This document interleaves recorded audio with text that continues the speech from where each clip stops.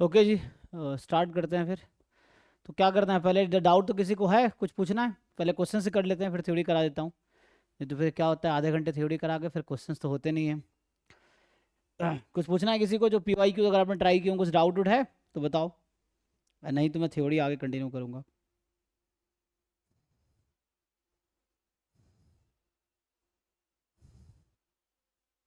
कोई डाउट नहीं है? ओके। सो सर एक क्वेश्चन भेजा है ग्रुप पे। हम्म।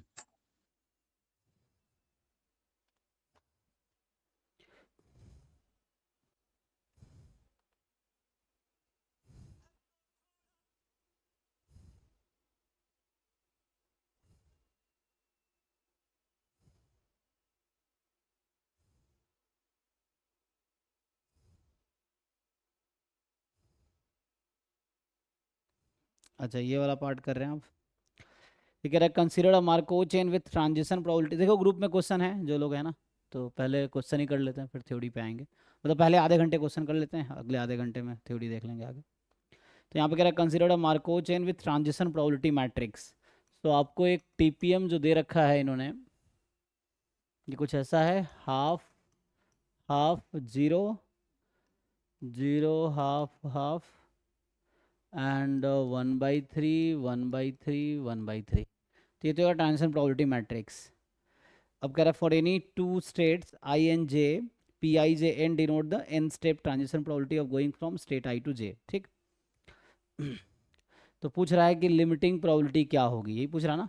तो वैसे इसका अगर आप ट्रांजिशन डायग्राम देखोगे तो स्टेट्स कुछ बोला है, कुछ बोला नहीं, 1 2 3 मान लेते हैं अभी के लिए, समझने के लिए जस्ट।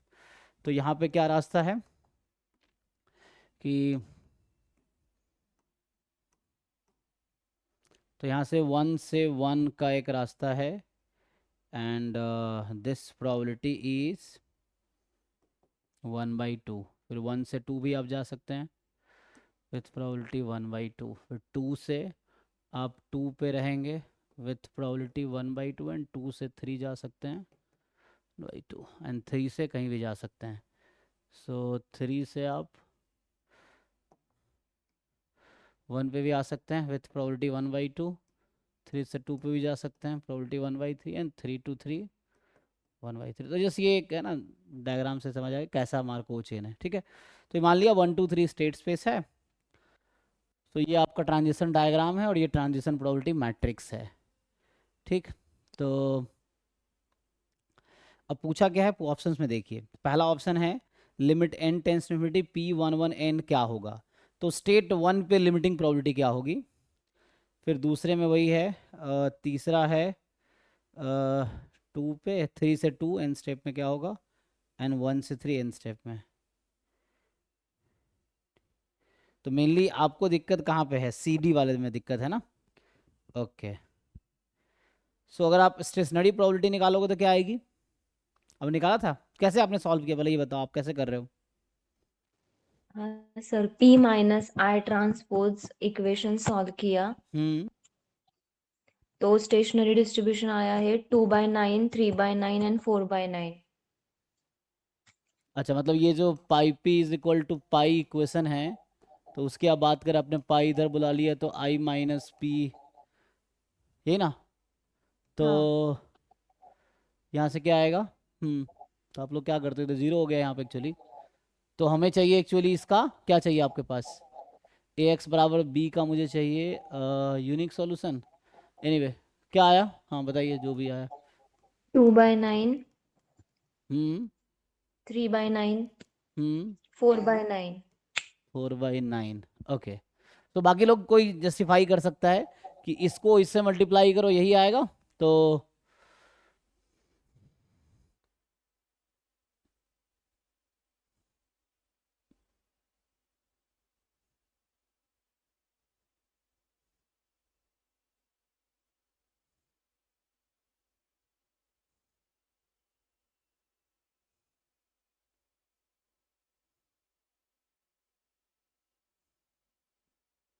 एक बार ये जस्टिफाई कर लो, वेरीफाई करके देखो क्या ये सेटिस्फाई, जो ये बता रही है सेटिस्फाई कर रहा है। क्वेश्चन ग्रुप में है, सब लोग पहले ट्राई कर लो फिर मैं बताता हूँ, ठीक है? क्योंकि उससे पता चल जाएगा आपको भी डाउट है कि नहीं है।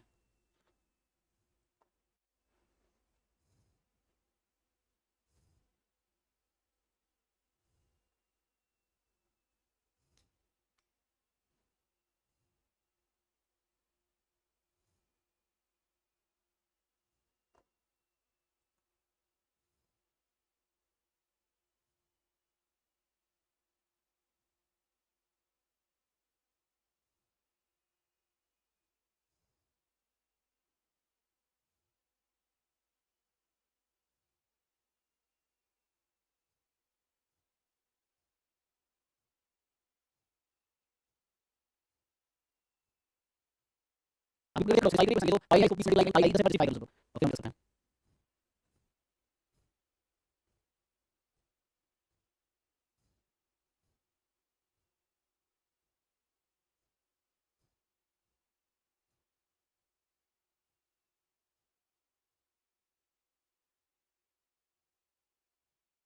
मुझे लग रहा है कई आंसर डाले हैं कि स्टेशनरी डिस्ट्रीब्यूशन है या नहीं है, ये आप नहीं नहीं है ना, तो इसका मतलब गलत है, क्योंकि अगर होगा सेटिस्फाई करना चाहिए ना, तो यदि आपका मेनली यही पे प्रॉब्लम है जी, ये आपने गलत निकाला है, ठीक है, इसको ठीक कीजिए तो आंसर आ जाएगा। और आपको पता है लिमिटिंग प्रॉपर्टी है that does not depend on the initial state, कहां से स्टार्ट कर रहा है उससे कोई फर्क नहीं पड़ता जब आप लिमिटिंग प्रॉपर्टी निकालते हो। जैसे एग्जांपल के लिए आपका जो क्वेश्चन है ना, सो ये एक्चुअली गलत है, ये स्टेशनरी प्रॉपर्टी ही गलत आपने निकाला हुआ है, ठीक है, इसको सॉल्व कीजिए क्वेश्चन को। सो अगर मैं इसे के सॉल्व करता हूं तो आपके सही किए, बट ये आंसर गलत है, ठीक है, तो ये स्टेशनरी प्रॉपर्टी नहीं है, स्टेशनरी प्रॉपर्टी निकालो भाई कोई। तो लेट्स अभी के लिए मैं इसको नाम मान लो ऐसा रखता हूं, small p1 small p2 small p3, let's say ऐसा है, तो इसको मल्टीप्लाई करो, उससे कितने 4 क्वेश्चन बनते हैं, तो इसको सॉल्व कर लो, है ना? इसको मल्टीप्लाई करो, तो जब मल्टीप्लाई करोगे आप p1/2 और फिर p3/2 होगा, p3/3 is equal to p1, ये बनेगा पहला इक्वेशन। ऐसे इसको जब आप उसे मल्टीप्लाई करोगे, so p1/2 p2/2 plus p3/3 is equal to p2, ये दूसरी इक्वेशन है, एंड द थर्ड इक्वेशन होगी, फिर इसको आपसे मल्टीप्लाई करोगे, सो p2/2, इतना ठीक से देख के सॉल्व कर लो, so p2/2 and plus p3/3 is equal to p3, ये थर्ड इक्वेशन है। और लास्ट जो आपको यूज करना होता है वो होता है p1 plus p2 plus p3 is 1, है ना, p1 plus p2 plus p3 is equal to 1, ये फोर्थ इक्वेशन है। सो इन इक्वेशन की हेल्प से आपको बताना है p1 क्या है, p2 क्या है और p3 क्या है, निकाल के बताइए करेक्ट आंसर क्या है जो सॉल्व किया है। So what is the correct answer of stationary property, तो आपको इक्वेशन सॉल्व करना है और बताना क्या आंसर आएगा, तो ये निकालेंगे यहीं आंसर आ जाएगा और यहीं पे आंसर है।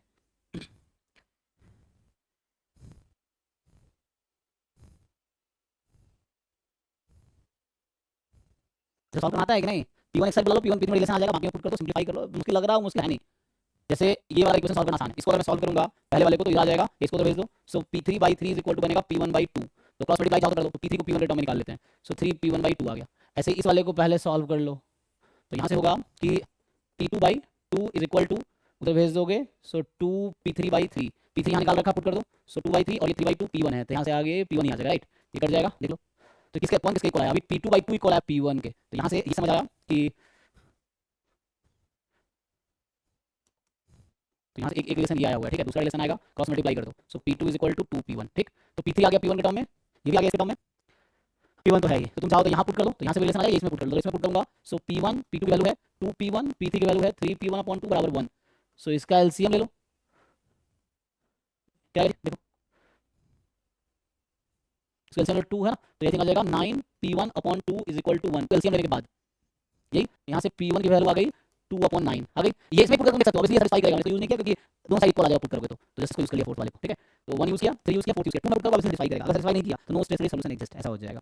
तो अभी के लिए p1 आपको मिल चुका है, अब p1 के अकॉर्डिंग p2 p3 आ जाएगा, तो मैं ढूंढ रहा था, सो 2/9 p1 है, p2 क्या था 2p1 है, 4/9 एंड p3 कितना है 3p1/2, तो 3p1 मतलब 3/2 और p1 है 2/9, तो 2 कट गया, तो 1/3, तो जो हम ढूंढ रहे थे मुझे ये मिला कि 2/9 4/9 1/3, ठीक है जी संजीवनी, यहाँ पे आउट ना, देखिए हाँ सर। तो अब आंसर आ गया ना, तो जैसे बाकी लोगों के लिए बता देता हूँ, आपको समझ आ गया होगा। तो जो बता ऑप्शन देखो, जैसे पहला ऑप्शन जो है उसमें पूछ रहा है कि what is the limiting property n tends to infinity transition property 1 to 1 in n step, ये क्या होगा, तो एक्चुअली ये जो किस स्टेट से स्टार्ट कर रहे हो उस पर डिपेंड नहीं करता लिमिटिंग प्रॉपर्टी, ये डिपेंड करता है किस स्टेट पे आपको पहुंचना है, ठीक है, 1 से स्टार्ट करके 1 पे जाना है n स्टेप में, और n टेंड्स टू इन्फिनिटी है, तो मतलब पाई 1 इसकी वैल्यू, यहाँ मैं p1 लिखा है, यहाँ तुम देखोगे पाई 1 पाई 3 रहता है, तो ये सिर्फ p1 आ जाएगा, ये वाला p1 जो यहाँ मैंने निकाला है स्टेशनरी डिस्ट्रीब्यूशन वाला, तो ये आ जाएगा 2/9।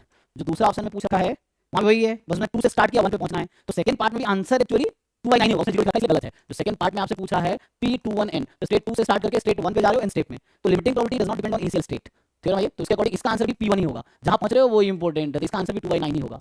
एंड तीसरा जो पार्ट आपसे पूछा जा रहा है इस क्वेश्चन में p32n, फिर से 3 से स्टार्ट किया 2 पे पहुंच रहा है, तो इंपॉर्टेंट है कहां पहुंचा है ना, तो p2 है 4/9, और जो फोर्थ पार्ट है limit n tends to infinity p13n, ठीक है, p13n, फिर से 3 पहुंच रहा है p3 था 1/3। अब ऑप्शन देख के डिसाइड कर लो, ये मैं एक्चुअल आंसर निकाले हैं, ऑप्शन देख के मैच कर लो कौन ट्रू है कौन फॉल्स है, जैसे पहला वाला 2/9 ही है तो ये सही है, तो फर्स्ट स्टेटमेंट आपको जो ऑप्शन 1 है वो सही है, दूसरे ने बोला है कि 2 1 का 0 है, यहाँ 2/9 है तो गलत है, तीसरा ऑप्शन जो बोला है कि 32 तो आंसर 1/3 है, लेकिन यहाँ 4/9 हमारा आया है तो उस गलत कह रहा है इसका मतलब, और फोर्थ ऑप्शन जो है एबीसीडी ना 1 3 तो 3 वाला 1 3 ये मेरा सही है, ठीक है, तो मेनली आपका जो गलती हुआ था स्टेशनरी प्रोबेबिलिटी निकालने में, ठीक,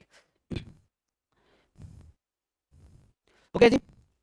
तो और जो डाउट है जो नेट का जो पीवाईक्यूज है ना जो कर रहे हैं वो लोग, क्योंकि एग्जाम में हर बार कोर्स ये करता हूँ निकालने के प्रॉब्लम सॉल्व बनाना चाहिए, आपको पता होगा थ्योरी क्या होता है, स्पेसिफिकली आंसर नहीं निकाल पाएंगे तो ये क्वेश्चन तो नहीं होगा ना सही, मार्क्स तो सही होने पाएगा, ये चीज़ है। एनीवे आगे बढ़े, चलिए फिर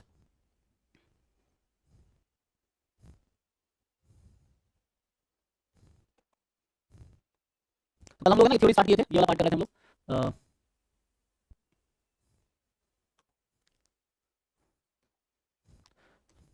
हम लोग ये वाला पार्ट भी कर रहे थे कल। बेसिक हमने टर्मिनोलॉजी डिस्कस किया था कि लाइक MM1 मोड का क्या मतलब है, क्वीन थ्योरी क्या है, उसमें कुछ टर्म्स जो फॉर्मूला मैंने बताया था, मैंने लिखा था, तो उसको थोड़ा आगे कंटिन्यू करता हूँ, कुछ चीज़ें रिपीट भी होंगी।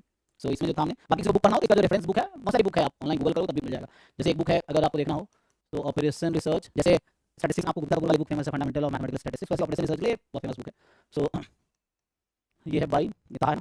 तो ये बुक का नाम एक्चुअली एन इंट्रोडक्शन, ये भी मोटी सी बुक है, जैसे बुक है फंडामेंटल ऑफ मैथमेटिक्स, ये था, ये है। और बुक आप देखना हो तो एक और है फंडामेंटल ऑफ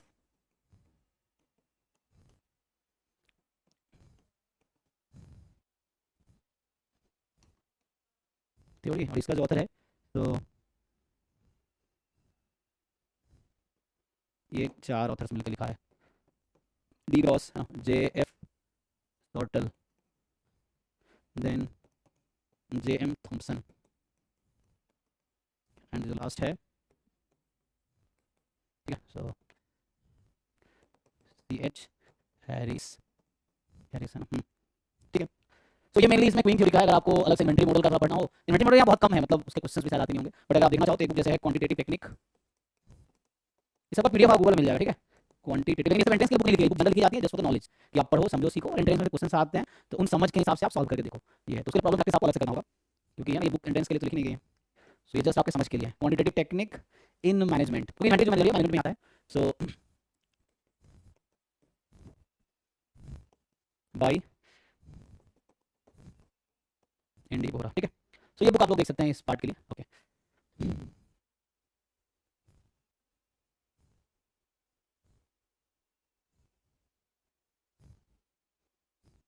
तो हमने कल जितने फॉर्मूले लिखे थे MM1 मॉडल हम डिस्कस कर रहे थे, तो जो MM1 मॉडल है ये हमने कल डिस्कस किया था, तो इससे रिलेटेड हमने कुछ फॉर्मूले कल लिखा था, जो भी है ना, जैसे इसमें ये था कि इसका मतलब था ना अराइवल रेट एक्सपोनेंशियल है, एक मतलब inter arrival time exponential distribution है, सर्विस टाइम एक्सपोनेंशियल डिस्ट्रीब्यूशन है, there is just one counter with infinite capacity, है ना, तो मतलब लेंथ फिक्स नहीं है, तो कैपेसिटी इनफाइनाइट है, और इसमें होता है फर्स्ट कम फर्स्ट सर्विस पे जो उसकी डिसिप्लिन है, सर्विस डिसिप्लिन वो है।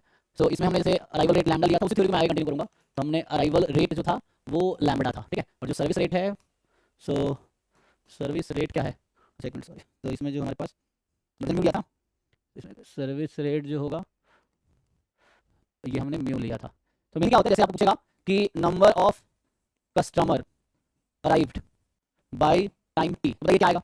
अगर इसका मुझे फॉर्मूला जानना है इसमें, कि कोई जैसे एग्जांपल मैं पेट्रोल पंप का ही लेता हूँ, मान लो एक ही काउंटर है तो, या एयरपोर्ट है, ठीक है, तो उस तरह से number of customer arrived by time T, तो इसको इसकी वैल्यू क्या आएगी। या जैसे आपको बोल देता है कोई क्वेश्चन है कि जैसे इसमें बेसिक क्वेश्चन लिखूँ, late consider MM1 model with arrival rate lambda, तो नोटेशन तो वही है, बस मैं ऐसे लेता हूँ, लैम्बडा इज मान लो 2 customer per hour, let's say इस तरह से है, एंड म्यू जो है, mu is 5 customer per hour, let's say ये है ऐसा। तो इसमें देखना यहाँ पे एक्चुअली कंडीशन क्या होता है, जो सिस्टम है वो स्टेबल होगा, उसके लिए जरूरी है कि लैम्बडा लेस देन 1 हो, sorry lambda less than mu हो, है ना। System is stable if lambda less than 1, या जिसे बोल सकते हो दैट इज, या वही बात है, चलो that is lambda upon mu less than 1, और इसका मतलब हो गया कि रो जो कल हमने डिफाइन किया था यूटिलाइजेशन फैक्टर, वो 0 1 के बीच होगा, हाँ ये है। So lambda rho is less than 1 कहने का मतलब ये है ना, कि रो जो होगा वो लेस देन 1 होगा। तो अभी मैं क्या पूछना चाह रहा हूँ इस क्वेश्चन में कि find the probability that 10 customer arrived in 2 hours, जैसे ये क्वेश्चन है मेरे पास, तो क्या इसका आंसर बता पाएंगे आप लोग। तो जिनको ये नहीं पता वो दिक्कत है ना, उसके लिए आपको पहले बेसिक पढ़ना पड़ेगा।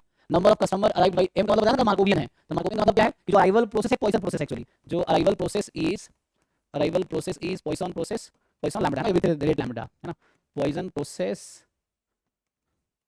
With rate lambda. क्या अभी आंसर बता पाएगा, ये हिंट था अभी जो लिखा मैंने, अभी नहीं बता पाओगे तो दिक्कत है, मतलब और जानने की जरूरत है आपको। फिर number of customer arrive by time T, ये किसके इक्वल आएगा,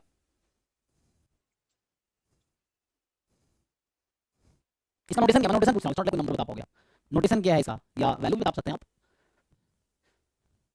sir e raised to minus 4 into 4 raised to 10 upon 10 factorial। अच्छा देखते हैं इसका आंसर क्या होगा। ये एनटी आपने पहले सुना है, एनटी पॉइसन पॉइसन प्रोसेस में एनटी डिनोट करता है number of arrivals bye time T, यानी टाइम 0 टी, है ना, और एनटी का डिस्ट्रीब्यूशन क्या होता है, तो क्वेश्चन तो बाद में आएगा, minus lambda t, हाँ है ना। तो जो lambda t raised to n upon n factorial। N T जो रैंडम वेरिएबल है is Poisson lambda T, actually इसका मतलब है कि probability N T is equal to small N, तो e की पावर माइनस लैम्बडा टी की power n upon n factorial, where n can be 0 1 2 dot dot dot, ये ना जी। तो ये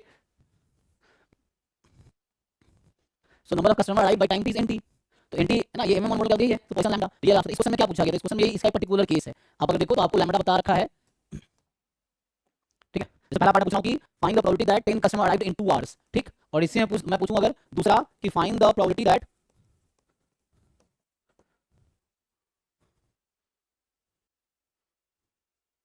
तो जो सर्विस टाइम है वो क्या है, एक्सपोनेंशियल डिस्ट्रीब्यूशन है ना,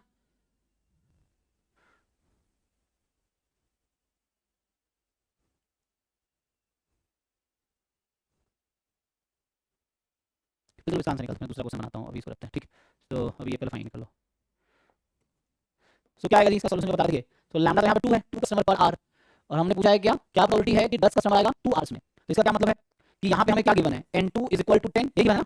एनटी क्या होता है कि टाइम 0 से t में कितने लोग आए, वो एनटी है। तो n2 मतलब पहले 2 घंटे में कितने लोग आए, 10, और यही मुझसे पूछ रहा है कि क्या प्रोबेबिलिटी है कि पहले 2 घंटे में 10 लोग आएंगे, ठीक है। So what is the probability that 10 customer arrived in 2 hours. So इसके अकॉर्डिंग आप ये फॉर्मूला फिट कर लीजिए, आपका आंसर आ जाएगा ना, जस्ट फिट दिस फॉर्मूला। तो ये वाला फॉर्मूला फिट कर लेंगे तो आंसर हो जाएगा आपका। t की जगह 2 रख दीजिए, n की जगह 10, बस। म्यू का काम नहीं, क्योंकि यहाँ अराइवल की बात कर रहा है, ये म्यू तो सर्विस रेट है, तो हम अराइवल की बात कर रहे हैं, जो भी आएगा है ना मतलब क्यू में खड़ा होगा या काउंटर पे पहला बंदा होगा, बाकी उसके पीछे क्यू में होगा ना, ये है। पुट कर लीजिए। सो e की पावर माइनस लैम्बडा t, तो हमारा लैम्बडा ये है और t यहाँ 2 है, तो 2 इंटू जो बता रही थी वो चलेगा ना, तो 2 4, और 4 की पावर 10 अपॉन 10 फैक्टोरियल, है ना। तो ये आंसर हो जाएगा इस क्वेश्चन का, ये आंसर है सिंपल। तो मेरी क्वेश्चन बहुत लेंदी नहीं है, यहाँ समझ आएगा, आपको समझ आ रहा है तो सीधा आंसर बता पाएंगे, तो ये मेन अंडरस्टैंडिंग की बात है, ठीक है। सो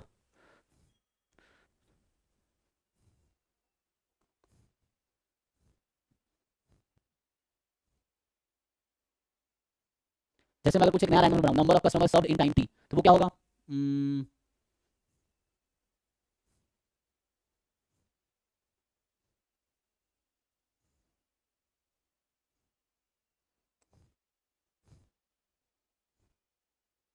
इसी में अगर मैं पूछता दूसरा पार्ट जो लिखना चाह रहा था कि ये पहला पार्ट था, अगर दूसरा पार्ट इसमें पूछा जाता कि find the probability that 10 customer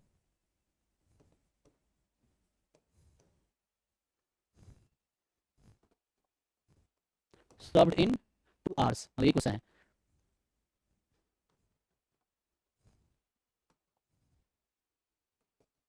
पूरा सर्विस कंप्लीट हो गया, 2 घंटे में 10 कस्टमर का सर्विस कंप्लीट हो गया, क्या प्रोबेबिलिटी है, तो ये क्या होगा,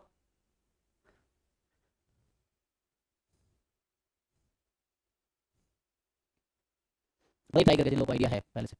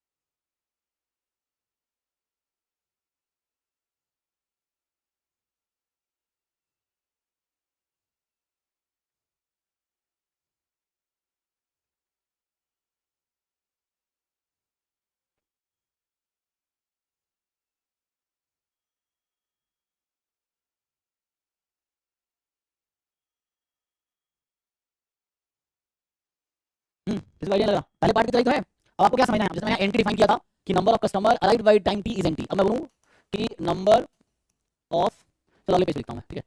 सो नंबर ऑफ कस्टमर, इसमें birth death process and Poisson process use होगा frequently. So number of customer served in time 0 T, ये लिखूं बाय टाइम टी, तो लेट्स से इसका मैं कुछ नाम देता हूं अभी के लिए एस टी, चलो ये प्रोसेस है एस टी कह देते हैं, तो एन टी था ना नंबर, या एम टी लिखना, एम टी लिख लो, इसमें सर्विस है इसलिए एस टी बोल रहा हूं मैं। तो क्वेश्चन ये है मेरा इस क्वेश्चन इसमें कि what is distribution of S T, जैसे मैंने कहा था कि number of customer arrived by time T, N T रखा उसका नाम, तो एन टी का डिस्ट्रीब्यूशन है पॉइसन लैम्डा टी। उसी तरीके से अगर मैं एस टी ले रहा हूं, इसलिए स्टोकेस्टिक प्रोसेस है। So number of customer served in time 0 to T या सर्व्ड बाय टाइम टी, तो सिमिलरली एस टी का डिस्ट्रीब्यूशन क्या होगा, क्योंकि आप पता है सर्विस टाइम एक्सपोनेंशियल डिस्ट्रीब्यूशन होता है, तो जब service time exponential, service time मतलब क्या है ना, service time between to customers, तो जो वो है सर्विस रेट है, तो number of customer served in 0 T, ST का डिस्ट्रीब्यूशन क्या आएगा, कोई ट्राई करो। गामा एन लैम्डा, गामा में क्यों जाएगा, देखिए जैसे ये पॉइसन लैम्डा टी था, क्यों, क्योंकि अराइवल रेट लैम्डा था, तो आंसर होगा पॉइसन म्यू टी, क्योंकि म्यू क्या है, सर्विस रेट है, बस रेट का चेंज है तो सेम ही चीज, ठीक है। जैसे सर एक कस्टमर आ रहा है किसमें, अराइवल में, सर्विस में क्या है, एक कस्टमर सर्विस हो गया, फिर दूसरा जाएगा, तीसरा जाएगा, तो वही प्रोसेस है, बस रेट का डिफरेंस है दोनों का। तो यहाँ पॉइसन लैम्डा टी है, तो वहाँ पे होगा पॉइसन म्यू टी, सो पॉइसन म्यू टी, ठीक है। अब आपको क्वेश्चन मैंने क्या पूछा है, अगर आप पिछला क्वेश्चन देखेंगे तो उसमें मैंने ये पूछा है कि find the probability that 10 customer being served in 2 hour, या 10 कस्टमर सर्व्ड इन 2 आवर, ये 2 घंटे में 10 कस्टमर सर्व कर दिया गया। इसका क्या मतलब है? तो इसका मतलब आप यहां देखोगे ये पूछना चाह रहा है प्रोबेबिलिटी, अगर s नाम दिया है तो s2 इज इक्वल टू 10, ये आपसे पूछ रहा है। अगर इसको फिर से मैं ऐसा लिखूं कि मान लीजिए st is equal to small n, ये तो ये होगा e की पावर माइनस म्यू टी की power n upon n factorial, ये होगा, देखिए तो लैम्डा लिख दिया। सो यहां से आ गया आपके पास तो e की power minus mu T and mu T की power n upon n factorial लगा लीजिए। तो अब बस आपको कंपेयर करना है इसके साथ कि यहाँ t की जगह पे हमारे पास 2 है और n की जगह हमारे पास 10 है, तो यहाँ आ जाएगा e की पावर माइनस, और है ना, अच्छा म्यू क्वेश्चन कुछ और था ना, एक मिनट,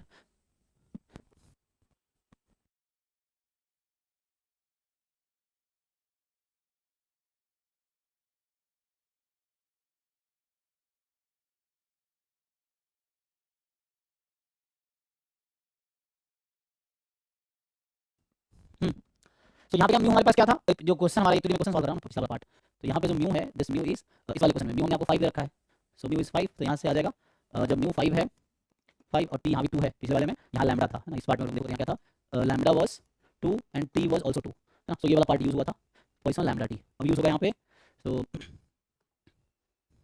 ये भी कर देते हैं, ठीक है। सो यहाँ पे जो बी पार्ट का आंसर है ये सिंपल आ जाएगा ना, t की पावर माइनस 10 म्यू टी 10 की पावर 10 अपॉन 10 फैक्टोरियल, तो ये आंसर है। अब जो भी आएगा तो ऑप्शन ऐसे लिखा होगा या न्यूमेरिकल कंपटीशन होगा, कैलकुलेटर ट्राई कर सकते हैं, अगर होगा तो ऑप्शन में ऐसे ही आ जाएगा, ठीक है। अब ये है कि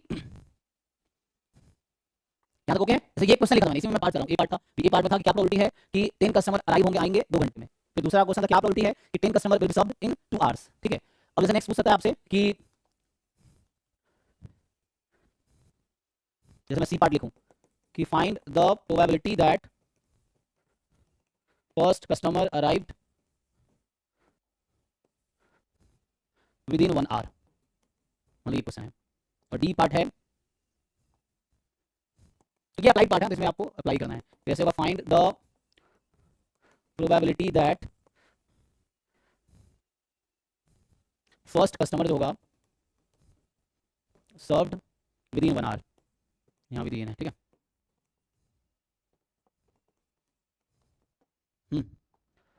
सो आप लोग ट्राई करके आंसर बताइए क्या लगता है, सी पार्ट का आंसर क्या होना चाहिए, डी पार्ट का आंसर क्या होना चाहिए, और जगह भी कर सकता हूँ तो हाफ आवर भी कर सकता हूँ, है ना, फॉर एग्जाम्पल हाफ आवर कर दूँ तो हाफ आवर भी कर सकते हैं कि 1/2 आवर 30 मिनट्स, मतलब हाफ आवर ऐसा, या ऑप्शन ऐसा बना देता है एग्जाम में कि कोई दुकान है जो कि 10 बजे खुला, तो क्या प्रोबेबिलिटी है first customer arrive by time 10:30 AM ऐसा, सो what is the probability that customer will be served before 10:30 AM, तो ऐसा वैसे बना देगा, तो वैसे मैं जस्ट दिया विद इन हाफ आवर, है ना, फर्स्ट हाफ आवर एक्चुअली।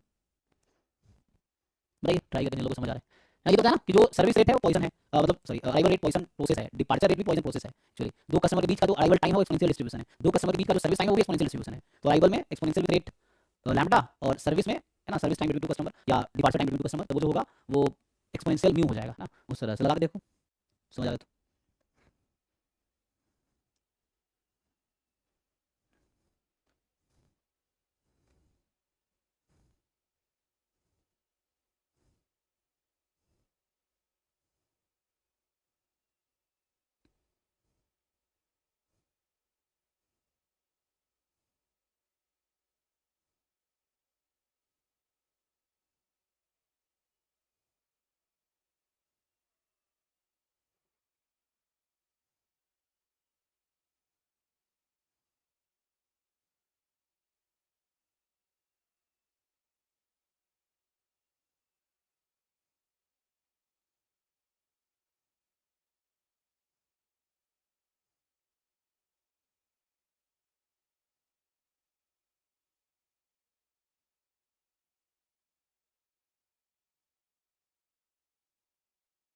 क्या हुआ जी, ये क्वीन किसको बनना था, वैशाली है, क्या नाम था,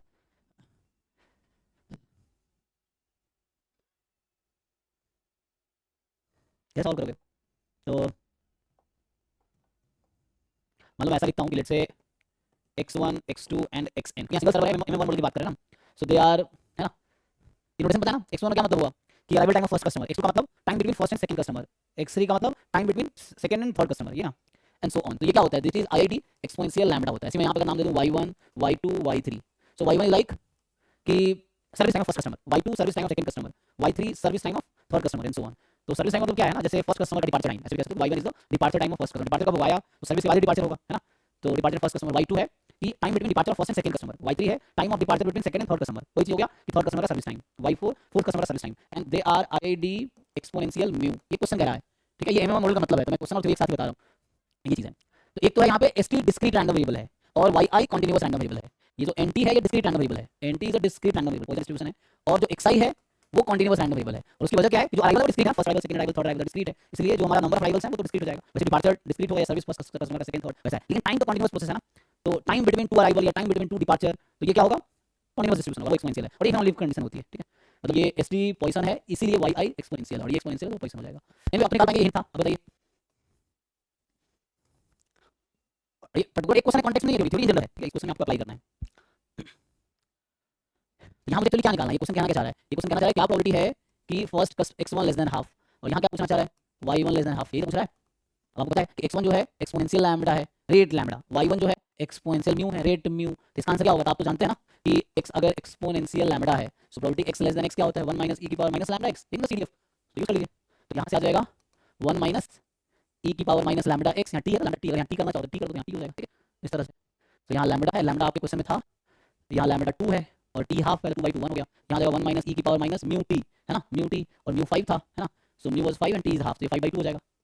देखो जी, तो ये आंसर है, तो इस आंसर में तो फर्स्ट पार्ट और ये आंसर है, मतलब फर्स्ट पार्ट में सी एंड डी, तो चार पार्ट मैंने यहाँ लिखा था, ठीक है, ए बी सी डी, देखिए ये कलर विजुअल है,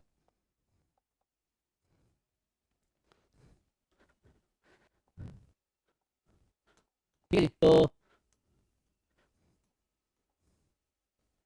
ऐसे और भी क्वेश्चन मिलेंगे आपको, ठीक है, तो बताने का मतलब ये है कि जो arrival time number of arrivals जो है in zero T is Poisson lambda, number of departure in zero T Poisson lambda था, और वो होगा Poisson mu T, inter arrival time exponential lambda, inter departure time, departure service तो same ही बात हुआ ना, तो सर्विस के बाद डिपार्चर होगा, सो वो है, तो सर्विस टाइम जो है वो एक्सपोनेंशियल म्यू है, ठीक है। तो फॉर्मूला लिखा, तो उसी को एक बार रिवाइज कर लेते हैं, मतलब रिवाइज किया उसका कुछ क्वेश्चन ट्राई कर सकते हैं हम लोग। तो जैसे जैसे इसी क्वेश्चन में जो अभी हमने लिखा था, तो इसी में अगर कंटिन्यू करूँ मैं, ये जो क्वेश्चन में लिखा है कि consider M1 model with lambda 2 just by find the, जैसे कुछ पार्ट लिखता हूँ फिर से, याद तो होगा फॉर्मूला, आप लोग बहुत कम लोगों को याद होगा, क्योंकि फॉर्मूला इतना आसानी से याद होता नहीं है, तो बहुत सारे क्वेश्चन प्रैक्टिस करोगे, बहुत बार रिवाइज करोगे तब याद होगा, स्पेशली जहाँ पे बहुत सारे फॉर्मूले हैं, तो कंफ्यूजन रहेगा। तो जैसे यही क्वेश्चन मैं लिखता हूँ कि इन MM1 मॉडल विथ या कंसीडर, है ना, विथ अराइवल रेट जो 2 था 2 per hour and departure rate 5 per hour, ठीक है। तो आपसे क्या पूछा जा रहा है यहाँ पे, जैसे कल मैंने वैसे लिखी थी ना, मैं 1 बाय 1 लिखता हूँ, तो आपसे पूछा जाएगा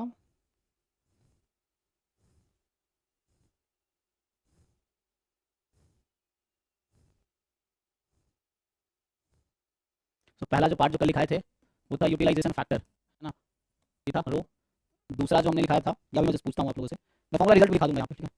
तो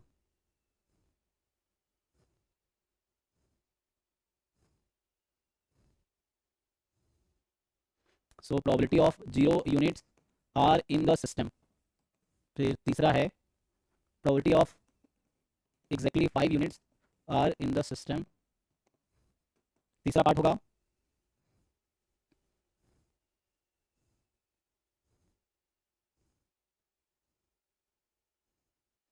प्रोबेबिलिटी ऑफ एटलीस्ट, है ना,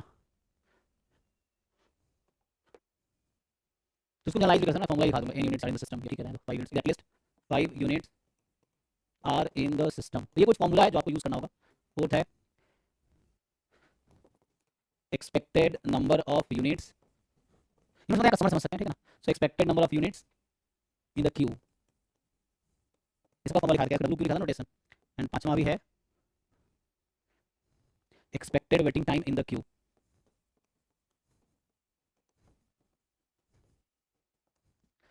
हाँ पहले ये बताओ, सो जमीन इसका फॉर्मूला याद रहेगा तो आप बता पाओगे, नहीं याद रहेगा नहीं बता पाओगे, ये है। सो क्या है फॉर्मूला देखिए, तो जनरली इसका फॉर्मूला था 0 यूनिट्स इन द सिस्टम, तो it is lambda upon mu था, ये तो मिल जाएगा 2/5 जैसे। अब ये 0 units are in the system, इसका फॉर्मूला क्या है, तो ये एक्चुअली होता है पी नॉट, इसका नोटेशन है जो कि 1 माइनस रो होगा, सो 1 माइनस 2/5 3/5 आएगा, इसी का जनरल केस है, 5 यूनिट बोल दिया तो इसका फॉर्मूला होता है 1 माइनस रो इंटू रो की पावर 5, अगर यहाँ n यूनिट्स है तो यहाँ पावर n होगा फॉर्मूला, वैसे ही 3/5 इंटू 2/5, एक मिनट, रो हमारा 2/5 था ना, तो 2/5 की पावर 5 ये आ जाएगा, at least 5 units are in the system, तो ये क्या आएगा, 2/5 to the power 5 तो एटलीस्ट के लिए क्या सम हो जाएगा, 5 6 7 8 9 तो इसका सम हो जाएगा, है ना, 5 तो सॉल्व कर सकते हैं, तो सॉल्व करके क्या आया था, रो टू द पावर n। हाँ वो रो टू दी पावर n आ गया था, तो अब यहाँ 5 के लिए किया ना, तो ये 5 के लिए प्लस 6 के लिए 7 के लिए 8 के लिए 9 के लिए इनफाइनाइट तक जाएगा, फिर उसका सम कर लेंगे जीपी इनफाइनाइट जीपी से, तो ये आ जाएगा, तो रो की पावर n आ जाएगा, ये आपका था 2/5 की पावर n, फिर यहाँ expected number of units, expected number of customer in the Q, आपको ध्यान रखना कहीं वर्ड आएगा क्यू, कहीं आएगा सिस्टम, सिस्टम और क्यू में डिफरेंस है, तो देखिए डिफरेंस है, जैसे यहाँ पे मैंने क्यू लिखा हुआ है और यहाँ सिस्टम लिखा हुआ है, दोनों सेम नहीं है, अगर मैं सिस्टम लिख दूंगा तो इसका मीनिंग चेंज हो जाएगा, अगर इन्हीं दो पार्ट को मैं चेंज करता हूँ यहाँ पे, नेक्स्ट दो पार्ट कर देते हैं, तो लाइक ये मान लो 6th और ये 7 और यहाँ क्यू के बजाय सिस्टम कर देते हैं। तो देखिए क्यू और सिस्टम में क्या डिफरेंस है, तो इसका आंसर डिफर करेगा।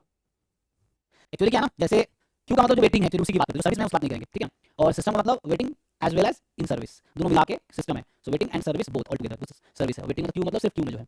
तो एनीवे तो इसका आंसर क्या आएगा बताइए। Expected number of units in the Q, expected number of customer in the Q क्या होगा, लिखा है ना फॉर्मूला इसका, इसका एल क्यू लिखा होगा नोटेशन, और इसका फॉर्मूला क्या था बताओ। या तो वैसे लिखोगे तो रो स्क्वायर अपॉन 1 माइनस रो, ये lambda square into mu, mu minus lambda, इसको पुट वैल्यू मैंने तो याद रखना है। Expected waiting time in the Q, तो ये जो होता है एक्सपेक्टेड वेटिंग टाइम, इसका फॉर्मूला कल लिखाए थे कितना, रो अपॉन 1 माइनस रो और यहाँ म्यू है, यही एल क्यू अपॉन म्यू होता है एक्चुअली। तो ये आ जाएगा, इसको पुट कर लो। तो ये फाइनली वैसे लिखोगे तो आ जाएगा lambda mu into mu minus lambda, ये आ जाएगा। एल क्यू अपॉन म्यू या लैम्डा, एक minute, L Q upon lambda होगा नॉट म्यू, ठीक है। ये तो करेक्ट करना पड़ेगा। तो लैम्डा करेंगे क्या डिफरेंस आएगा, तो यहाँ लैम्डा यहाँ लैम्डा, तो एक लैम्डा कटेगा ना, ठीक है। हाँ ये पुट कर लो, ये आ जाएगा। अब ये next expected number of units in the system, इसका क्या आंसर आएगा।